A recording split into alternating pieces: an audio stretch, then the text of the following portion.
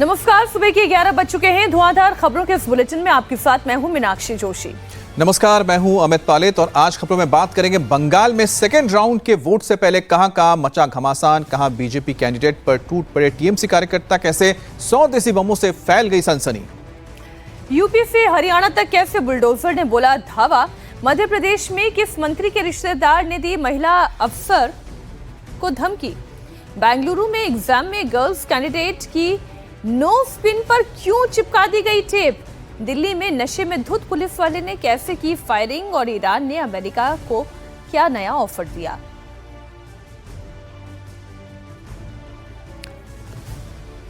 पश्चिम बंगाल के चुनावी दंगल में फाइनल डे चल रहा है। 6 घंटे बाद चुनाव प्रचार का शोर थम जाएगा। 29 अप्रैल को सेकेंड फेज के लिए वोटिंग होगी। 142 सीटों पर वोट डाले जाएंगे। भवानीपुर सबसे हॉट सीट में से एक है, जहां ममता बनर्जी और शुभेंदु अधिकारी आमने सामने हैं। कांटी की टक्कर मानी जा रही है। बीजेपी पहले फेज की बम्पर वोटिंग से एक्साइटेड है, जोश में है। फर्स्ट राउंड की 110 से ज्यादा सीटों का जीत का दावा भी किया जा रहा है और ममता बनर्जी ने तो पूरी ताकत झोंक दी है। पहले फेज की वोटिंग के बाद इंडिया ब्लॉक के ज्यादातर दल के नेता भी मैदान में आ गए, जैसे अरविंद केजरीवाल, अखिलेश यादव, तेजस्वी यादव, हेमंत सोरेन समेत इंडिया ब्लॉक के कई बड़े नेता ममता बनर्जी को अब सपोर्ट करने के लिए ग्राउंड में उतरे हैं। राहुल गांधी कांग्रेस के लिए मोर्चा संभाले हुए हैं। ऐसे में बंगाल की लड़ाई बेहद दिलचस्प मोड़ पर आ गई है।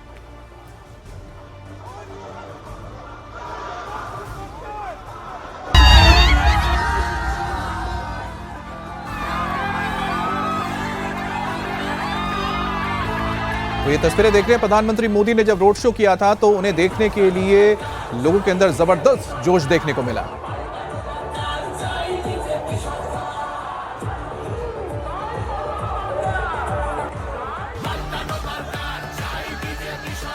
और ये तस्वीरें आप देख पा रहे हैं, 4 हम आपको तस्वीरें दिखा रहे हैं। प्रधानमंत्री मोदी आज प्रचार करने जाएंगे, जिसमें बैरकपुर भी शामिल है, उत्तर 24 परगना में। और ये प्रधानमंत्री मोदी के लिए बहुत अहम हो जाता है, क्योंकि इस इलाके में बीजेपी अगर अच्छा काम करती है तो यहां पर सीटें मिलने की उम्मीद है। उसी तरह से सेकेंड फेज की लड़ाई में प्रधानमंत्री मोदी को देखने के लिए जबरदस्त जोश देखने को मिला लोगों के अंदर। बंगाल जीतने के लिए पीएम मोदी आज आखिरी दिन भी मैदान में है। बैरकपुर में पीएम मोदी की रैली है। इससे पहले अब तक बंगाल में 19 रैलियां, 5 रोड शो पीएम कर चुके हैं। CM Yogi Adityanath greater Kolkata reason में हैं। साउथ बंगाल में भी योगी आदित्यनाथ प्रचार करेंगे। अमित शाह डायमंड हार्बर में रोड शो करेंगे, तो वहीं ममता बनर्जी भवानीपुर समेत अलग अलग रैली और रोड शो के जरिए टीएमसी के लिए वोट मांग रहे हैं। 44 घंटे के बाद सेकेंड फेज के लिए वोटिंग होगी।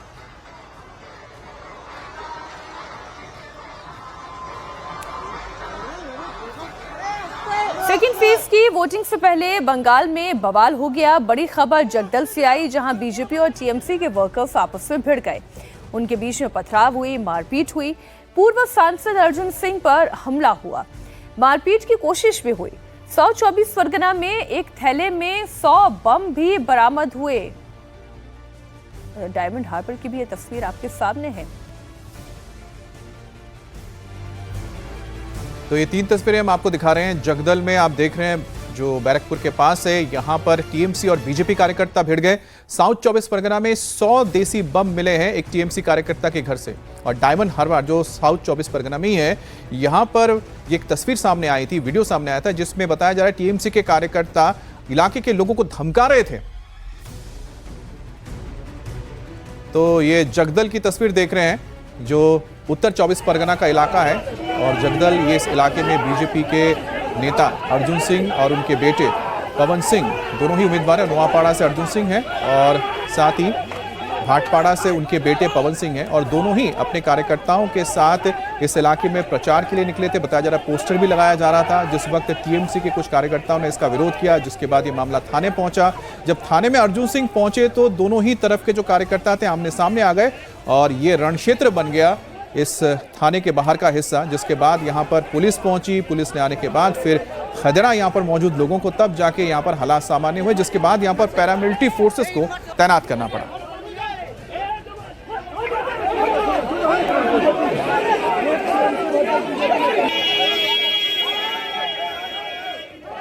बंगाल में बीजेपी 200 प्लस सीट जीतने का दावा कर रही है। इसके लिए उसके दूसरे फेज में भी 100 के करीब सीट जीतनी पड़ेगी। लेकिन बीजेपी के लिए दूसरे फेज में ममता बनर्जी को मुकाबला देना पहले चरण से ज्यादा मुश्किल है। ये चरण ममता बनर्जी का स्ट्रॉन्ग होल्ड माना जाता है। 2021 के चुनाव में दूसरी फेज की 142 सीटों पर टीएमसी को 1,42,14,139 यानी कि 49.49% वोट मिले थे, जबकि बीजेपी को 1,04,31,171 यानी कि 36.04% वोट मिले। बीजेपी को टीएमसी से 37,82,978 वोट कम मिले थे। अब टीएमसी को बीजेपी से करीब 13% से ज्यादा वोट मिले थे, कम मिले थे बीजेपी को। और अब तो टीएमसी के लिहाज से देखा जाए तो ऑब्वियसली ज्यादा मिले थे, जबकि इस बार एसआईआर में 12,40,873 नाम काटे गए हैं। तो इस तरह से देखा जाए तो जो एक मार्जिन था वो मार्जिन काफी हद तक कम हो गया। मनीष भट्टाचार्य जगदल से इस वक्त हमारे साथ लाइव जुड़े हुए हैं और ओंकार सरकार नदिया पश्चिम बंगाल से हमारे साथ लाइव जुड़ गए हैं। आप जानते ही हैं कि जहां पर एसआईआर के तहत सबसे ज्यादा डिलीशन हुए हैं उनमें से एक जिला नादिया भी है। लेकिन पहले बात जगदल की हो जाए, अब क्या पूरी तरीके से अब मनीष यहाँ पर शांति आ चुकी है और यहाँ का चुनावी मुकाबला कितना दिलचस्प है? हाँ देखिए, फिलहाल अभी तो शांति है और ये जो मेरे पीछे घर आप देख रहे हैं ये पवन सिंह का घर है और यहाँ पर सीआईएसएफ फोर्स काफ़ी तैनात की है और सामने जो अभी फिलहाल साफ कर दिया गया है मलबा, यहीं पे रात को पथराव हुआ था। बता रहे हैं कि अर्जुन सिंह और पवन सिंह जब यहाँ से गुजर रहे थे तब इनके घर पर काफ़ी पथराव हुआ, बमबाजी हुई और उसके बाद हालात यहाँ पर बिगड़ गए। क्योंकि ये जो पूरा इलाका है वो बैरकपुर का, बताते हैं कि अर्जुन सिंह का काफ़ी ज़्यादा यहाँ पर होल्ड है और यही वजह है कि यहाँ पर इनके जो बेटे हैं, नोआपाड़ा से फिलहाल अर्जुन सिंह चुनाव लड़ रहे हैं, इनके बेटे भी जगदल से चुनावी मैदान में है, वर्तमान विधायक भी हैं बीजेपी से। और यहाँ पर हर बार बैरकपुर में पिछली बार भी देखा गया था, बहुत ज़्यादा यहाँ पर हिंसा हुई थी, वायलेंस हुआ था। देर रात को पोस्टर लगाने को लेकर टीएमसी और बीजेपी दोनों में झड़प हुई। यहाँ पर आरोप लगाया गया दोनों पक्ष से कि एक तरफ से कहा गया कि जब अर्जुन सिंह पहुंचे तब झड़प की गई, अर्जुन सिंह की तरफ से हंगामा हुआ। अर्जुन सिंह ने कहा कि उनके घर पर बमबाजी की गई है, गोली चली है, सीआईएसएफ का जवान घायल है, इसलिए हंगामा हुआ और उसके चलते पूरे इलाके को छावनी में तब्दील किया गया है। लेकिन यहाँ से तमाम लोगों को हटाया गया है। अभी इनके घर के अंदर सीआईएसएफ के तमाम लोगों को रखा गया है। सीसीटीवी कैमरेज यहाँ पर लगे हैं। सीसीटीवी कैमरे के विजुअल्स के बाद यहाँ पर चेक किया जा रहा है कि कौन लोग थे। 5 लोगों को गिरफ्तार किया है और चुनाव आयोग की तरफ से बाकायदा एक प्रेस नोट में उन 5 लोगों का नाम भी दिया गया है कि जिन्होंने हंगामा किया है, जो वीडियो में दिखाई दे रहे हैं, जिन्होंने बमबाजी या गोलीबाजी की है। और उसके बाद अब काफ़ी ज़्यादा इलाके में रूट मार्च अंदर किया जा रहा है। पूरे बैरिकेड्स लगाए गए हैं क्योंकि यहाँ से थोड़ी ही दूर है जहाँ पर प्रधानमंत्री नरेंद्र मोदी की सभा होने वाली है कुछ ही देर बाद। लेकिन ये इलाका देखिए हमेशा से ही बहुत ज़्यादा यहाँ पर अर्जुन सिंह का प्रभुत्व रहा है। बहुत दमदार स्थिति से यहाँ पे चुनाव लड़ते रहे हैं। ममता बनर्जी के बहुत खास रहे हैं। ममता बनर्जी खास तौर पे जब दिनेश त्रिवेदी यहाँ से लोकसभा चुनाव जीते थे तब माना जाता था कि उनके राइट हैंड हुआ करते थे अर्जुन सिंह, जैसा कि मनीष बता रहे थे। लेकिन जब जरा ओंकार का रुख करते हैं, क्योंकि ओंकार जहां पर है वो बीजेपी के लिए बहुत अहम जिला है, क्योंकि ओंकार आप बताइएगा, क्योंकि अगर देखा जाए 2021 के चुनाव को, ये एक ऐसी जगह है जहां पर बीजेपी ने टीएमसी के मुकाबले 1 सीट ज्यादा जीती थी, यानी कि करीब 17 सीटें हैं नदिया में, तो उसमें से 9 सीटें बीजेपी के खाते में गई थी, 8 मिला था यहां पर टीएमसी को। उसकी वजह है वो भी बताइएगा, क्योंकि मथुआ समुदाय के लोग यहां बड़ी तादाद में रहते हैं, तो ऐसे में बीजेपी के लिए बहुत जरूरी हो जाता है कि नदिया में ज्यादा से ज्यादा सीटें निकाले। वो किस तरह से कर रहे हैं, किस तरह से वोटर्स तक जा रहे हैं? जी देखिए, यहाँ पर जो प्रचार है, प्रचार का एकदम आखिरी समय आ चुका है और इसी के लिए जैसे कि देखा जा रहा है आज उत्तर प्रदेश के मुख्यमंत्री योगी आदित्यनाथ कुछ ही देर पे पहुंचेंगे और पहुंचते हुए वो रोड शो जैसे करेंगे, इसके साथ साथ जनसभा को भी संबोधित करेंगे। तो कुछ ही देर में योगी आदित्यनाथ पहुंचेंगे और रोड शो करते हुए वो लोगों के साथ बातचीत करेंगे, लोगों के साथ घुल मिल जाएंगे और वोट देने के लिए वो बात भी करेंगे। तो जैसे कि देखा जा रहा है इस वक्त पिछले साल का चुनाव अगर देखा जाए 2021 का, तो यहाँ से बीजेपी का रिजल्ट जो है, रिजल्ट काफी अच्छा रहा था। टोटल 9 सीट इस जिले से आया था। तो इस बार भी बीजेपी चाहेगा कि इस जगह से, यानी कि नदिया डिस्ट्रिक्ट से और भी ज्यादा सीटों को लाए, क्योंकि ये जो जगह है, ये जगह हिंदू बाहुल इलाका है। उसके साथ साथ मथुआ समुदाय का एक बड़ा हिस्सा इस जगह पे रहते हैं। तो मथुआ समुदाय का देखा जाए तो पिछले कुछ सालों से मथुआ समुदाय बीजेपी के साथ ही दिख रहे हैं। तो इस बार भी मथुआ समुदाय को अपने साथ रखने के लिए कोशिश बीजेपी का जारी है और इसीलिए लगातार यहाँ पर प्रचार भी किया जा रहा है। और प्रचार के एकदम आखिरी समय पर जैसे कि देखा जा रहा है स्टार कैंपेनर के तौर पे योगी आदित्यनाथ, मुख्यमंत्री योगी आदित्यनाथ कुछ ही देर पे पहुंचेंगे। जाहिर सी बात है, जैसा आप बता रहे हैं कि हिंदू समुदाय यहाँ पर ज्यादा है और हिंदू समुदाय ज्यादा होने का मतलब साफ है कि वहां पर एक पोलराइजेशन अगर होता है तो ऐसे में बीजेपी और ज्यादा सीटें जीत सकती है। और मीनाक्षी, जैसा आपने बताया कि यहां पर सबसे ज्यादा वोटर्स में नाम कटे एसआईआर में, तो देखना होगा कि आखिरकार उसका फायदा या नुकसान किस पार्टी को होता है। बहुत बहुत धन्यवाद आपका। बिल्कुल, कई सीटें ऐसी है जहां पर जितने नाम कटे हैं वो पिछली बार के जीत के मार्जिन से अधिक दिखाई दे रहे हैं। पश्चिम बंगाल की हर सीट पर इस वक्त कांटे की टक्कर है, मगर एक सीट ऐसी है जिस पर पूरे देश की नजर है, वो है भवानीपुर, जिसे ममता बनर्जी का अभेद किला कहा जाता है। लेकिन इस बार मुकाबला आसान नहीं है, क्योंकि इस सीट से कभी उनके ही शागिर्द रहे शुवेंदु अधिकारी उन्हें चुनौती दे रहे हैं। भवानीपुर बंगाल की सबसे बड़ी हॉट सीट है, क्योंकि यहां दो धुरंधरों की टक्कर है। पिछला चुनाव अगर आपको याद होगा तो नंदीग्राम में ऐसा संग्राम देखने को मिला था, जब ममता ने नंदीग्राम जाकर शुवेंदु को ललकारा था, पर उनकी हार हुई। क्लोज मार्जिन से ही सही, लेकिन हार तो हुई। इस बार शुवेंदु अधिकारी भवानीपुर यानी कि ममता बनर्जी के गढ़ में जाकर उन्हें ललकार रहे हैं। अब देखना यह होगा किसकी जीत होगी, किसकी हार होगी। बिल्कुल, लड़ाई बहुत ही दिलचस्प होने जा रही है, क्योंकि इस जंग में नंदीग्राम की याद दिला देती है, जहां पर 2021 में ममता बनर्जी और शुवेंदु अधिकारी के बीच यह टक्कर हुई थी। इस बार यही लड़ाई अब भवानीपुर तक पहुंच गई है। यह ममता बनर्जी का गढ़ है। बुरे से बुरे वक्त में भी भवानीपुर ने कभी भी ममता का साथ नहीं छोड़ा, उन्हें निराश नहीं किया। 2021 में जब वो नंदीग्राम से हार गई तो भवानीपुर में उनको उपचुनाव के लिए उतारा गया और एक बार फिर से उनको ये कुर्सी मिल गई। नंदीग्राम में ममता को शुवेंदु अधिकारी ने बेहद दिलचस्प मुकाबले में बहुत ही कम मार्जिन में हरा दिया था। अब अंत तक बाजी उलटती पलटती रही थी, लेकिन आखिरकार जीत यहां पर शुवेंदु अधिकारी की हुई। लेकिन भवानीपुर में क्या होगा, ये तो हर कोई अब आंख लगाए देख रहा है। भवानीपुर ने कभी ममता का साथ नहीं छोड़ा। वक्त चाहे कितना भी विपरीत क्यों ना रहा हो, लेकिन इस बार ममता बनर्जी के लिए थोड़ा सा काम मुश्किल दिखाई दे रहा है। जरा पुराने आंकड़े भी आपके सामने रख दें। 2021 में ममता बनर्जी ने भवानीपुर से 59,000 वोटों से जीत दर्ज की, लेकिन इस बार समीकरण बदले हैं। 60,000 वोटर्स के नाम इस विधानसभा में कट गए हैं। पिछले चुनावों पर गौर करें तो ममता बनर्जी को भवानीपुर की जनता ने कभी निराश नहीं किया। 2011 का चुनाव, 2016 का और 2021 जब सबसे बुरा वक्त था ममता बनर्जी के लिए, तब भी वो यहां से जीती। लेकिन 24 का मुकाबला आसान नहीं है। उनके सामने शुवेंदु अधिकारी हैं, जो नंदीग्राम से उन्हें एक बार हरा चुके हैं और मॉरल विक्ट्री भी ले चुके हैं। और इस बार तो एसआईआर में 60,000 नाम काटे जा चुके हैं। बहुत सारे हिंदी भाषी वोटर्स भी हैं। ये मुकाबला इसलिए भी दिलचस्प बनता है। अब भवानीपुर में मामला जो है काफी दिलचस्प होता गया जा रहा है, और कह सकते हैं कि यहाँ पर कहीं बीजेपी ने ममता के साथ उल्टा दांव चला है। वही दांव जो ममता ने 2021 में नंदीग्राम में चला था। कैसे, अब समझिए। 2021 में ममता ने नंदीग्राम जाकर शुवेंदु अधिकारी को उनके गढ़ में चुनौती दी थी, लेकिन दीदी को वहां पर हार का मुंह देखना पड़ा। इस बार 2024 के चुनाव में यहाँ दांव बीजेपी ने खेला है ना, 2026 के हिसाब से देखा जाए। शुवेंदु को ममता के गढ़ में उतार दिया गया है। अब सवाल उठता है कि क्या ममता अपने गढ़ में शुवेंदु को मात दे पाएंगी? 4 मई को जब नतीजे आएंगे तो सबसे ज्यादा चर्चा भवानीपुर की होगी। लेकिन जिस तरह से आंकड़े अभी मीनाक्षी ने बताए हैं, उस लिहाज से देखा जाए तो डर तो हर किसी के मन में है कि कहीं खासतौर पे टीएमसी के जो खेमे में डर बैठा हुआ है। बंगाल में पहली बार सत्ता हासिल करने के लिए बीजेपी ने इस बार अपनी सारी ताकत लगा दी है। 2019 से ही बंगाल में बीजेपी ग्राउंड पर मेहनत कर रही है, लेकिन जिन 142 सीटों पर दूसरे चरण का रण होने जा रहा है, वहां बीजेपी के लिए चुनौती बहुत बड़ी है। इसे पिछले 3 चुनावों के नतीजों से आप समझिए। 2019 के लोकसभा चुनाव में इन 142 सीटों में से 105 पर ममता बनर्जी की पार्टी को जीत मिली। 37 सीटों पर वो दूसरे पायदान पर रही, तो वहीं बीजेपी 37 सीटों में जीत कर दर्ज कर सकी। 102 पर वो दूसरे नंबर पर थी। फिर 2021 का विधानसभा चुनाव आया तो इन्हीं 142 सीटों में से 123 सीटें टीएमसी ने जीती। 19 पर उनके प्रत्याशी दूसरे नंबर पर थे। 2021 विधानसभा चुनाव में बीजेपी इन 142 में से मात्र 18 सीट ही जीत पाई।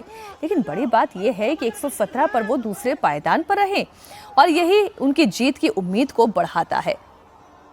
फिर आया 2024 का लोकसभा चुनाव, जब इन 142 सीटों में से 115 पर टीएमसी नंबर 1 पर रही, 27 पर उसके प्रत्याशी नंबर 2 पे रहे। तो 27 सीटों पर बीजेपी ने लीड ले ली और 112 पर वो दूसरे नंबर पर चली गई। मतलब साफ है कि 142 सीटों पर बीजेपी के लिए लड़ाई टफ जरूर है, लेकिन बाजी पलटने का मादा वो रखती है, क्योंकि वो लगातार टीएमसी के पीछे उसको चुनौती दे रही है। उधर ममता के भतीजे अभिषेक बनर्जी भी हुंकार भर रहे हैं। अमित शाह के साथ साथ चुनाव आयोग को भी चुनौती दिया है। उन्होंने कह रहे हैं कि टीएमसी पहले राउंड में सेंचुरी मार चुकी है, अब दूसरे राउंड में डबल सेंचुरी की बारी है।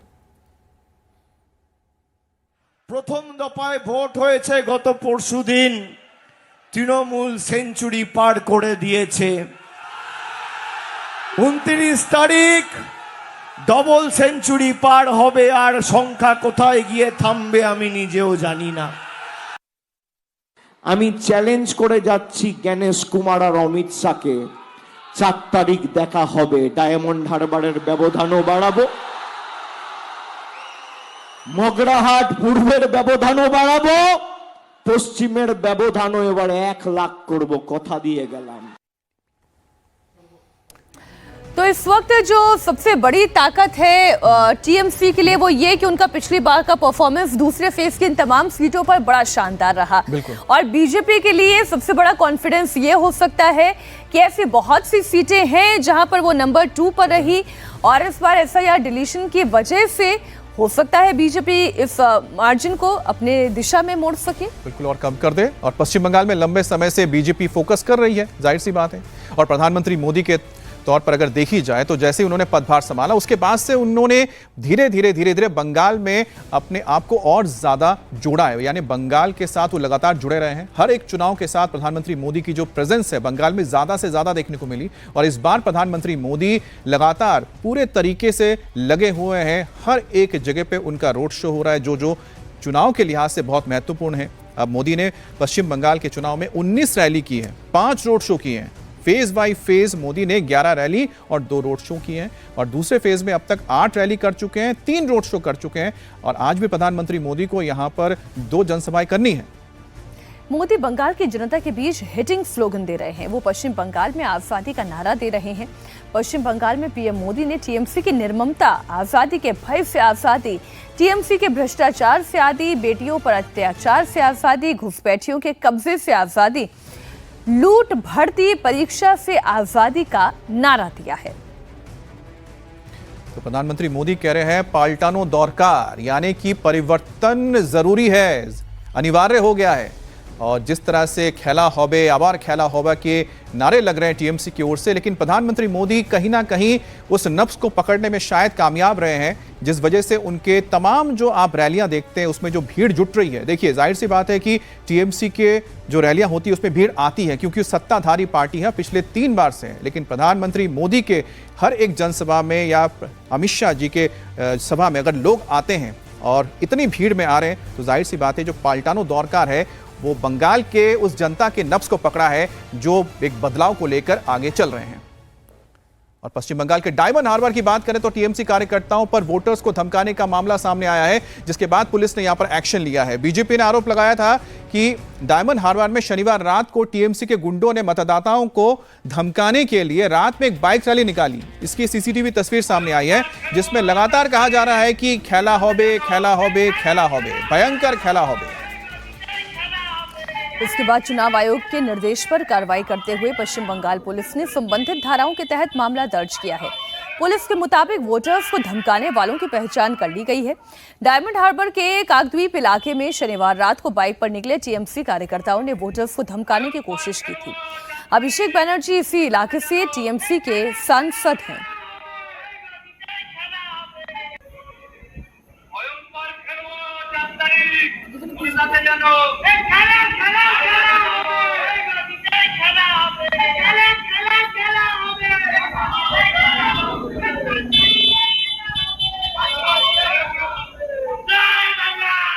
अब इस वीडियो के आने के बाद इसकी शिकायत भी की गई। वोटर्स को धमकाने के मामले में चुनाव आयोग के निर्देश पर टीएमसी कार्यकर्ताओं के खिलाफ पुलिस ने एक्शन लिया है। बीजेपी के नेता अमित मालवीय ने इस पर खुशी जाहिर की और साथ ही बंगाल में मौजूद जो तमाम इस वक्त अधिकारी हैं, चुनाव के अधिकारी हैं, इलेक्शन कमीशन के अधिकारी हैं, उन्हें भी इस बारे में संज्ञान लेने के लिए कहा गया था। और साथ ही बंगाल के वोटर्स को बीजेपी की ओर से आश्वासन दिया गया है कि वो डरे नहीं, घबराए नहीं। जिस तरह से पहले फेज में उन्होंने मतदान किया है उसी तरह से दूसरे फेज में भी शांतिपूर्ण ढंग से मतदान होगा, वो बाहर निकले और वोट करें।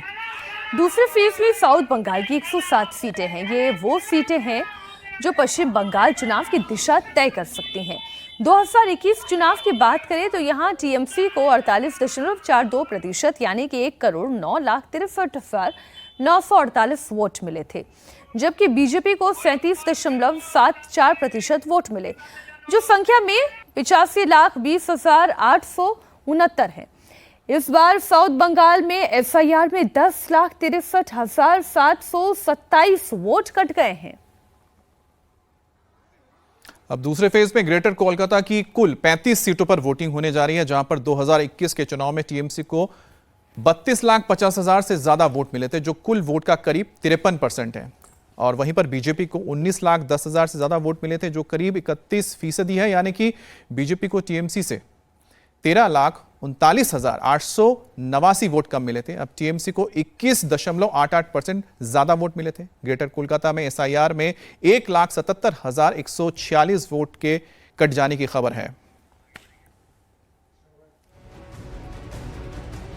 इस वक्त एक और बड़ी खबर आपको दे दें, आम आदमी पार्टी सांसदों को बीजेपी में विलय की मंजूरी मिल गई है। राज्यसभा सभापति ने 7 सांसदों को मंजूरी दे दी है। आम आदमी पार्टी के 7 सांसदों को बीजेपी में शामिल होने की मंजूरी राज्यसभा सचिवालय ने अधिसूचना जारी कर सार्वजनिक कर दी है। राज्यसभा में बीजेपी के सांसदों की संख्या अब बढ़कर 113 हो गई है। आप सबके बहुत मैसेजेस आ रहे हैं। आप में से ज्यादातर लोग मुझे बेस्ट विशेस दे रहे हैं, कंग्रेचुलेट कर रहे हैं, और कुछ लोग मेरे इस फैसले के पीछे क्या रीजंस हैं वो जानना चाहते हैं। तो आज ये वीडियो उनके लिए और उन लोगों के लिए भी जिन लोगों ने शायद मेरी प्रेस कॉन्फ्रेंस नहीं देखी। दोस्तों, पॉलिटिक्स में आने से पहले मैं एक प्रैक्टिसिंग चार्टर्ड अकाउंटेंट था।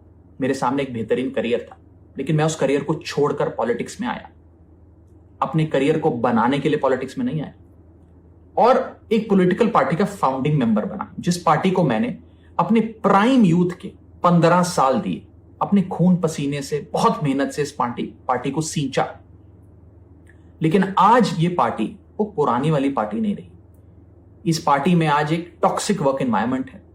आपको काम करने से रोका जाता है, पार्लियामेंट में बोलने से रोका जाता है, और ये पॉलिटिकल पार्टी आज चंद करप्ट और कॉम्प्रोमाइज लोगों के हाथ में फंसकर रह गई है, जो अब देश के लिए नहीं, अपने निजी पर्सनल फायदे के लिए काम करते हैं। पिछले कुछ सालों से मैं ये फील कर रहा था that perhaps I am the right man but in the wrong party. और इसी के चलते मेरे सामने सिर्फ 3 ऑप्शंस थे।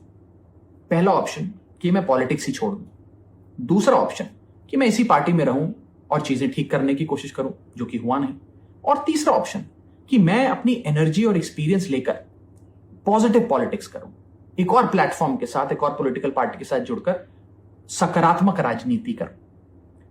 इसीलिए मैंने अकेले ने नहीं, मेरे साथ 1 नहीं, 2 नहीं, 3 नहीं, 4 नहीं, 5 नहीं, 6 और सांसदों ने, यानी कि कुल 7 MPs ने यह फैसला लिया कि हम अपनी इस पॉलिटिकल पार्टी से रिश्ता तोड़ते हैं। एक आदमी गलत हो सकता है, 2 आदमी गलत हो सकते हैं, लेकिन 7 लोग गलत नहीं हो सकते। और वो अनगिनत लोग जो एजुकेटेड एरुडाइट लोग थे, जो इस पॉलिटिकल पार्टी के सपने के साथ जुड़े थे, वो तमाम लोग जो इस पार्टी को छोड़ के चले गए, क्या वो सारे गलत हो सकते हैं? आप ऐसे समझिए, आप में से जितने ऑफिस गोइंग लोग हैं, यदि आपका वर्क प्लेस एक टॉक्सिक प्लेस बन जाए, उसका एनवायरनमेंट टॉक्सिक हो जाए। आपने सुना राघव चड्ढा ने क्या कहा कि जिस जगह पर वो थे वो जगह टॉक्सिक यानी कि जहरीली हो गई थी, इसलिए उन्होंने दूसरा प्लेटफॉर्म यानी कि बीजेपी को चुनना स्वीकार किया। तो ये सारे नए जमाने की राजनीति के पैतरे हैं। हालांकि स्टाइल वही ओल्ड स्कूल है, पर पैतरा और शब्दावली नहीं है।